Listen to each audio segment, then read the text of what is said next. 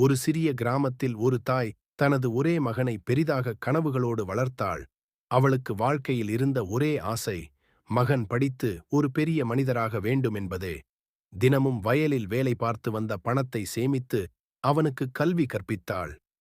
மகன் நகரத்துக்குச் சென்று படித்து வேலைக்குச் சேர்ந்தான். ஒருநாள் அவன் தாயிடம் சொன்னான், அம்மா, எனக்கு நகரத்தில் வீடு வாங்க வேண்டும். நீ கிராமத்திலேயே இரு. அங்கே வாழ்க்கை உனக்கு நல்லது. அம்மா சிறிது புன்னகைத்தாள். அவளுடைய கண்கள் சொல்லாத கண்ணீரால் நனைந்தன. ஆனால் அவன் விருப்பத்தை கெடுக்காமல் அமைதியாக அவளே கிராமத்தில் இருந்தாள். பல வருடங்கள் கழித்து மகன் மனைவியுடன் நகரத்தில் சந்தோஷமாக வாழ்ந்தான். ஒருநாள் தாய் உடல்நலம் குன்றி கடிதம் எழுதினாள். கண்ணே, உன்னை ஒருமுறை மட்டும் பார்க்க ஆசை. மகன் வேலை பிஸியாக இருந்ததால் போக முடியவில்லை.